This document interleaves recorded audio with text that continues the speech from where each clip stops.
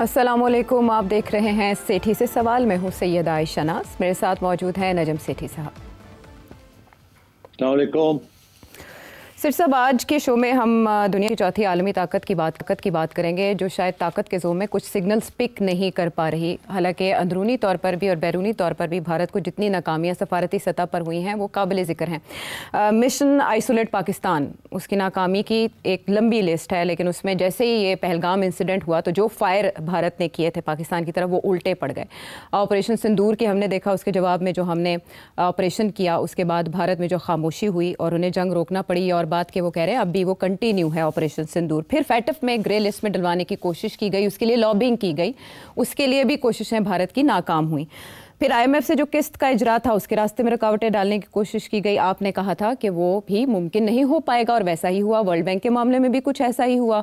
उनके प्रेसिडेंट से मुलाकात करके उनको भी बाकायदा ब्रीफ किया गया, लेकिन उन्होंने भी बाय नहीं किया इंडिया का मौक़िफ़। और अब जो आलमी खबरों का हिस्सा बन रहा है वो मामला है SCO का और इंडस वाटर ट्रीटी के मामले पर आलमी सालिसी अदालत का पाकिस्तान के हक में फैसला, जिसको इंडिया ने बाय करने से इनकार कर दिया। वो अदालत के वजूद से ही इनकारी है, उस पर आपका तबसरा लूंगी। लेकिन SCO एक बड़ा प्लेटफॉर्म जिसमें जितने रुकन ममालिक थे उन्होंने इंडिया का मौक़िफ़ बाय करने से इनकार किया, और राजनाथ सिंह ने वहाँ जितनी कोशिश की स्पीच में पाकिस्तान को रगेदने की, उतना ही अवॉइड किया मेंबर ममालिक ने उनके मौक़िफ़ को उसकी जॉइंट स्टेटमेंट का हिस्सा बनाने से। लेकिन सोने पे सुहागा ये हुआ कि बलूचिस्तान में जो टेररिज्म है पाकिस्तान में, खुसूसन बलूचिस्तान में, उसमें जो इंडियन हाथ है वो ड्राफ्ट का हिस्सा, स्टेटमेंट का हिस्सा था, तो मुसवदे पर उन्होंने साइन करने से इनकार करते हुए वॉकआउट कर दिया।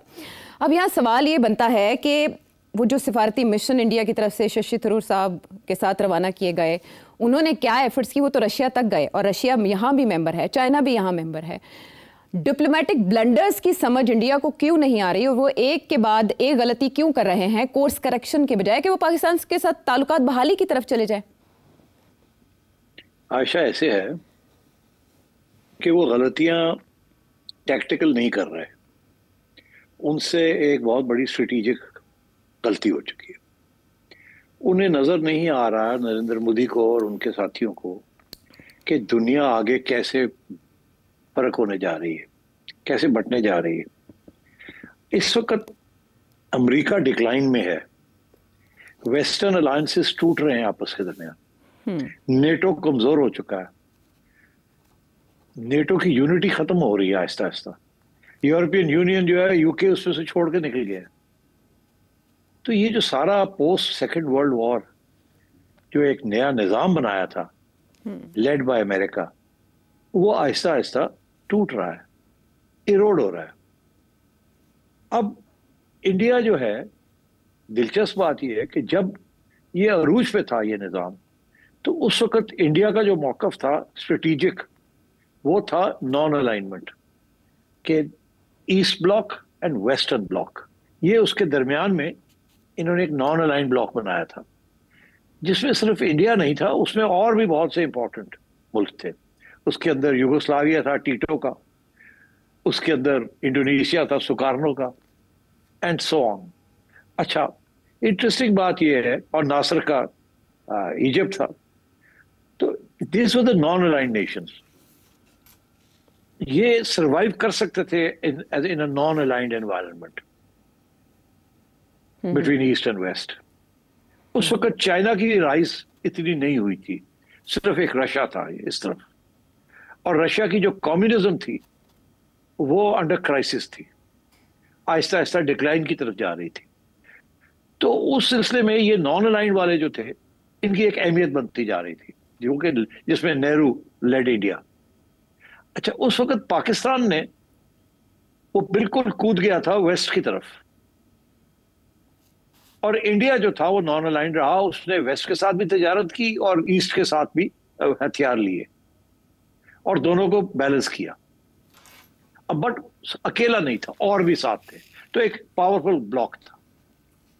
अब जो नया दौर आया है, इसमें तब्दीलियां आ रही हैं बहुत, और इंडिया वाले जो हैं उनको अभी तक समझ नहीं आ रही कि उन्होंने कहाँ जाके किनारा करना है, कहाँ बैठना है जाके, क्योंकि यूगोस्लाविया भी फारग हो चुका है, इजिप्ट भी फारग हो चुका, इंडोनेशिया भी फारग हो चुका, सो अब नॉन अलाइंड ब्लॉक रहा नहीं। Now you have to be part of one block और द अदर ब्लॉक। मगर इंडिया की जो सियासत है उसकी रूलिंग क्लास की, वो अभी भी समझती है कि हम नॉन अलाइंड में हैं। हम रूस के साथ भी फुटसी खेल रहे हैं, प्यार मोहब्बत की बातें करते हैं, और उधर अमेरिका के साथ भी अब हम करना चाहते हैं। अच्छा, मगर उनको समझ नहीं आ रही कि अब ये नहीं चलेगा ऐसे। You have to be part of one block और part of the other block. अब ईस्ट वेस्ट वाले ब्लॉक नहीं रहे, अब नॉर्थ साउथ वाले ब्लॉक्स बन गए, नॉर्थ एंड साउथ। और साउथ की जो लीडरशिप है वो it is a joint leadership right now, China and Russia. अच्छा, हो ये रहा है कि साउथ के सारे ब्लॉक जो ममालिक हैं, they are joining this block. Turkey इधर आ गया है जी। Don't forget, Turkey was a big American base. Turkey के अंदर अमेरिका के बेसिस थे against pointing towards missiles pointing towards the Soviet Union जी। टर्की जो है वो हट गया वहां से, वो साउथ का हिस्सा बन गया है।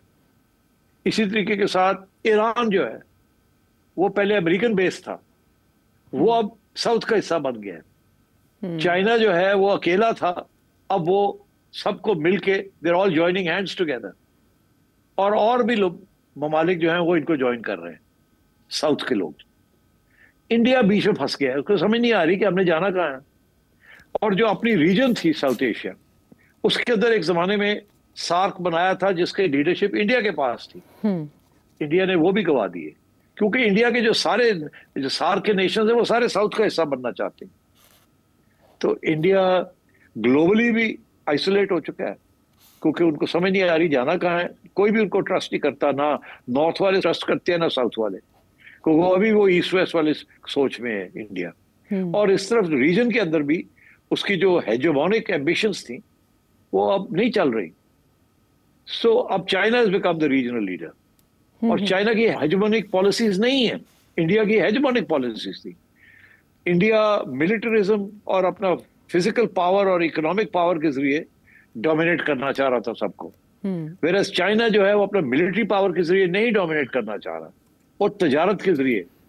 और साउथ का जो सारा एजेंडा है वो है डेवलपमेंट, लोगों की बेहतरी। और जो नॉर्थ का एजेंडा है वो मिलिटरिज्म है, इस इंपीरियलिज्म। तो अब India is under Narendra Modi, India doesn't know where to go, और इसलिए इंडिया अपनी रीजन में भी महरूम हो चुका है, lost the support of the reason.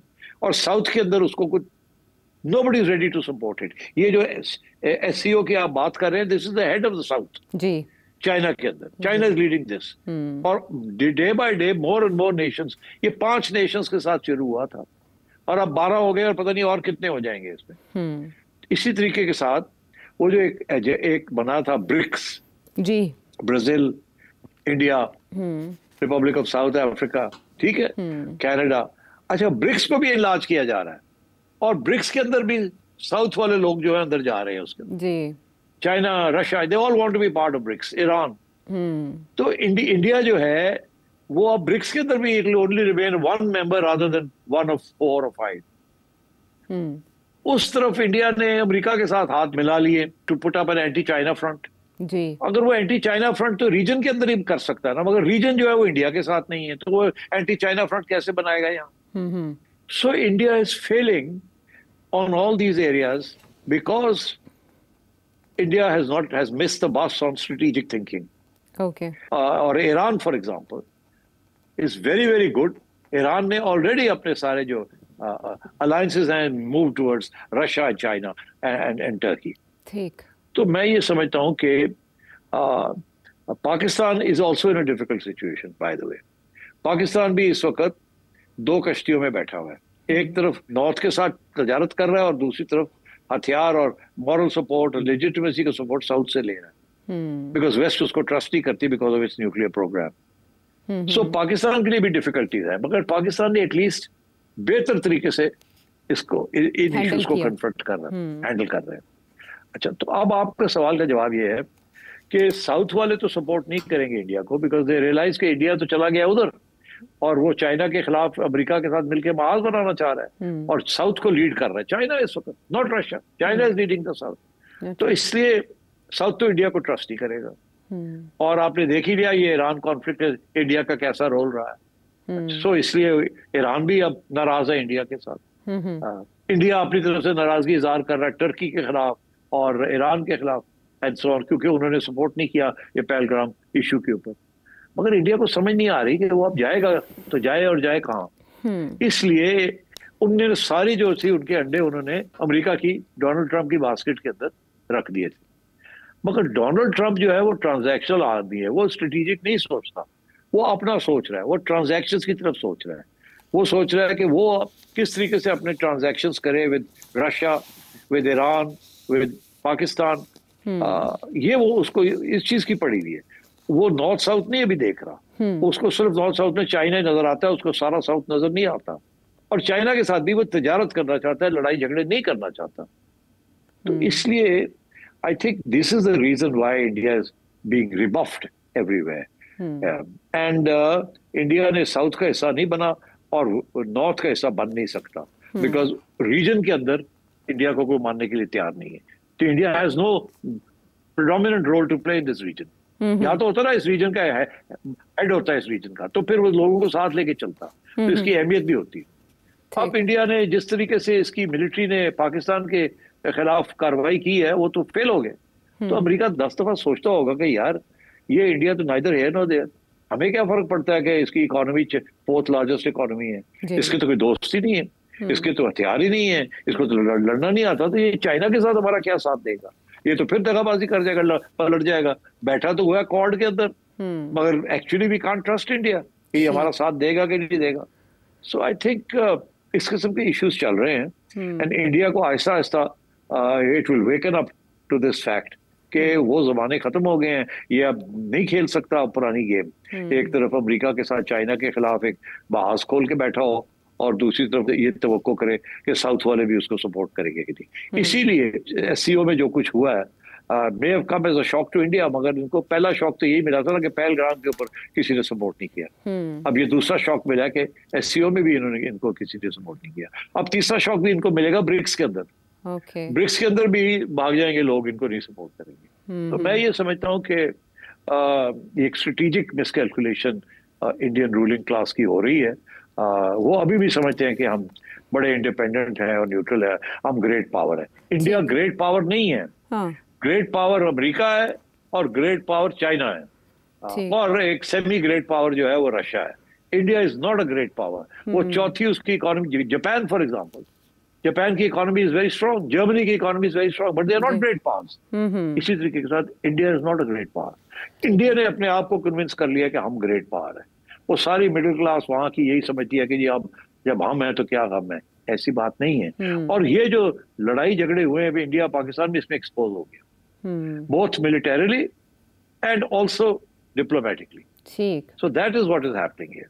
ठीक है, सारे फ्रंट्स आपने एक्सप्लेन कर दिए। आपने मिसकैलकुलेशन की जो बात की, मुझे आपसे ये जानना है कि एक अरसे तक ऐसे लगता था कि भारत का झूठ भी सच की तरह कंसिडर किया जाता है, स्पेशली कश्मीर के मामले को लेकर पाकिस्तान जहां जहां गया वहां भारत ने रद्द कर दिया और कहा कि ये तो मामला तय हो ही नहीं सकता, बाहमी तौर पर भी, और इवन के ट्रेड के मामले पर हमेशा उसने पाकिस्तान को पीछे रखा। मिडल ईस्ट के साथ पिंगें बढ़ाई भारत ने, तब भी पाकिस्तान को कहा जाता था कि आप आलमी सतह पर तनहा रह गए हैं और मुस्लिम ममालिक भी भारत के कैंप में जा रहे हैं या उनका साथ दे रहे हैं, स्पेशली ईरान ने जो पाकिस्तान के साथ किया या भारत के साथ जिस तरह से रवाबत बढ़ाए। सिट साहब, माशी ताकत होने की वजह से हमेशा भारत को पाकिस्तान की निस्बत वैल्यू दी जाती थी, पाकिस्तान तन्हाई का शिकार कहा जाता था भारत में भी। ऐसी कौन सी केमिकल चेंज आई है, कौन सा ऐसा मकाम था जिस पे भारत की पसपाई हुई? क्या ये मई का जो ऑपरेशन किया उन्होंने सिंदूर, उसके बाद से मामला चेंज हुए या बहुत पहले?